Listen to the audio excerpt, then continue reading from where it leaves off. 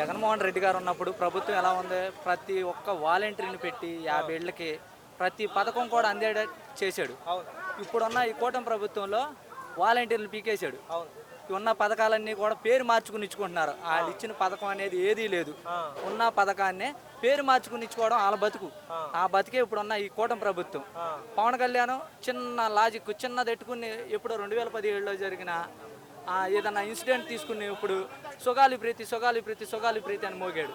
ఇప్పుడు ఏం చేస్తాడు అన్న, 30,000 మంది ఆ అమ్మాయిలు మిస్సింగ్ అన్నాడు. ఇప్పుడు ఎవరు మిస్సింగ్ అయ్యారో, రేపులు జరుగుతున్నాయి, చాలా సంఘటనలు జరిగినాయి. పంట నష్టం వచ్చి మంతా తుఫానుకి మొత్తం కొట్టిపోయి పంటలో రైతులు నష్టపోతే ఒక్క మాట అన్న మాట్లాడాడన్న పవన్ కళ్యాణ్ బయటికి రాలా. వచ్చి ఇదిగో ఇంత అనౌన్స్మెంట్ చేస్తున్నామని అని కూడా అనలా. అసలు ఏ ఒక్క రైతుకి కూడా ఏమి ఇవ్వాల. ఆయన ప్యాలెస్ లో కూర్చున్నాడు, ఆయన సినిమా షూటింగ్లు పోతాడు. ఇక్కడ ఏం చేస్తాడు, రైతులు నష్టపోయారు, మొత్తం మునిగిపోతేనే ఇస్తామంటున్నారు. ఇప్పుడు జగన్ గారి హయాంలో ఎలా ఉండేదన్న రైతుల పరిస్థితి కానీ? జగన్ గారి హయాంలో నెంబర్ 1 గా ఉంది.